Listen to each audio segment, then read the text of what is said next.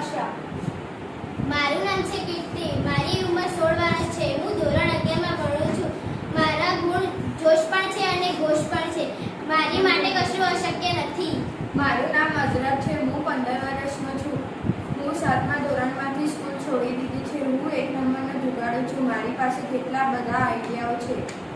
મારું નામ તારા છે. હું 12 વર્ષની છું. હું ધોરણ 7 માં અભ્યાસ કરું છું. હું માહિતીનું ચાલતું હતું પુસ્તક છું એટલા માટે કે હું કદી જૂઠું બોલું. ત્રણે બદલીપુરમાં રહે છે. ત્રણેયને જાસૂસી કરવાનો બહુ શોખ છે. બદલીપુરમાં કંઈ પણ બને તો ત્રણે પહોંચી જાય છે કેસને ઉકેલવા. આ ત્રણેય મળીને એક ટીમ બનાવી છે જેનું નામ છે આઝાદપુર. એક દિવસ બદલીપુરમાં ભયંકર તોફાન આવ્યું. વાદળો ગરજ્યા, વીજળી ચમકી. એવામાં ક્યાંકથી કાગળનો એક ટુકડો સીમા સાથે અથડાય છે. આ તો કોઈ નકશા જેવું લાગે છે પરંતુ સમજાતું નથી. કીર્તિને તેને આ તો કોઈ ખજાનાનો નકશો હોય તેવું લાગે છે. કદાચ મને ખબર છે. મેં એક વખત એક પુસ્તક વાંચ્યું હતું, બદલીપુરનો ઇતિહાસ. તેમાં લખેલું હતું કે ઘણા વર્ષો પહેલા થોડા ડાકુઓએ એક શેઠને લૂંટીને તેમનું બધું જ ધન એક જગ્યાએ છુપાવી દીધું હતું. જગ્યા ન ભૂલાય તે માટે તેમણે નકશો બનાવ્યો હતો. કદાચ તે આ જ હશે. તારા હવે મજા આવશે. આપણે બધા મળીને એક ખજાનો શોધીએ. પરંતુ હું તમારી સાથે નહીં આવી શકું. સીમા, તને જોશ અને સાહસવાળા કામમાં મજા નથી આવતી? એવી વાત નથી હજરત. મારી મમ્મી ના પાડે છે કે છોકરીઓએ બહાર જઈને ઉછળકૂદ કરવાની. મારી મમ્મી કહે છે કે છોકરીઓએ ઘરમાં જ રહેવું જોઈએ અને સિલાઈ રસોઈ જેવા કામો કરવા જોઈએ. સીમા, તને કેટલી વાર કહે છે છોકરાઓની જેમ બહાર રમવા ન જા. છોકરીઓ ઘરમાં રહીને સિલાઈ કામ શીખે છે, રસોઈ બનાવતા શીખ. પરંતુ હું તો મારા બટન જાતે લગાવું છું. હું તો છોકરી નથી. હું છોકરી છું છતાં બહાર રમવા જાઉં છું. સીમા આને જેન્ડર સ્ટીરિયોટાઇપ કહે છે. તમને ખબર છે જેન્ડર સ્ટીરિયોટાઇપ એટલે શું? જેન્ડરનો અર્થ એવી સામાજિક વ્યવસ્થા છે જેમાં તમે છોકરો છો કે છોકરી એ તેના આધારે નક્કી થાય છે કે તમારે કેવા દેખાવું જોઈએ, કેવી ચાલચલગત હોવી જોઈએ, કેવું વર્તન કરવું જોઈએ અને કયા કયા કામો કરવા જોઈએ. તમારી પાસેથી શી અપેક્ષાઓ રાખવામાં આવશે, તમારી ફરજો શું હશે અને કયા પ્રકારના અધિકારો અને સાધનો તમને આપવામાં આવશે તે પણ એ વાત પર આધાર રાખે છે કે તમે છોકરો છો કે છોકરી. આ નિયમો છોકરાઓ અને છોકરીઓની શારીરિક ક્ષમતા મુજબ નહીં પરંતુ વર્ષોથી ચાલતી આવતી રૂઢિવાદી વિચારસરણીના આધારે બનાવવામાં આવ્યા છે.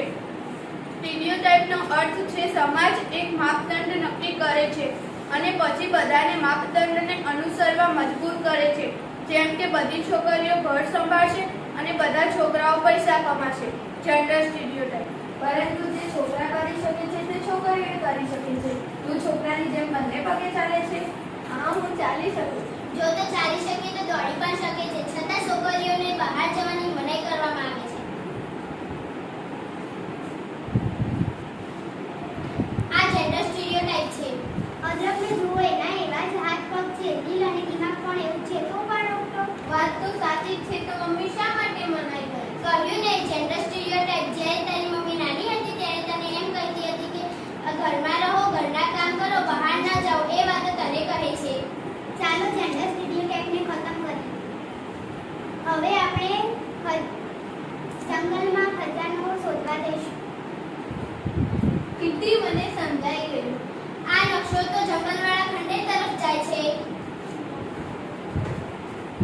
ચારે જંગલમાં આગળ વધે છે. થોડે દૂર સુધી ચાલ્યા બાદ સામે એક ઊંડી ખાઈ આવે છે.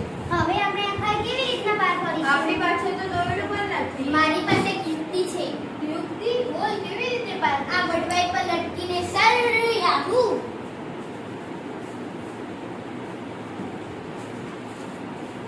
એક એક કરીને ચારે લટકીને ખાઈ પાર કરી લે છે.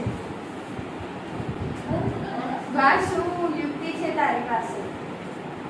ચાલતા ચાલતા ત્રણે ખંડેર પાસે પહોંચે છે. ખંડેર એટલું ડરામણું હતું કે અદ્રકને પરસેવો છૂટવા લાગ્યો.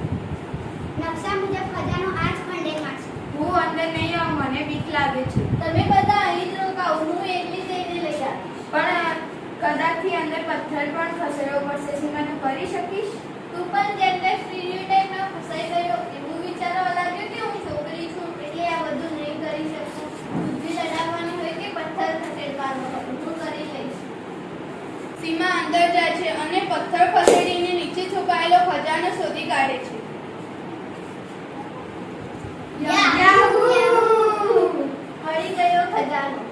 સીમા ખજાનો લઈને બહાર આવે છે તો સૌ આનંદમાં આવી જાય છે. બીજા દિવસે બધા અખબારોમાં સીમાનો પરાક્રમ છપાય છે. ટીવી પર સમાચારોમાં પણ આવે છે. ધ ન્યૂઝ, સીમાએ શોધ્યો બત્તીપુરનો ખજાનો. છોકરીઓ એ બધું જ કરી શકે છે જે છોકરાઓ કરી શકે. અરે છોકરી હોવા છતાંય સીમાએ આમ કરી બતાવ્યું. બાપા દીકરો કે દીકરી બંને બરાબર, બસ તમારા મનમાં સમાન થઈ જાય.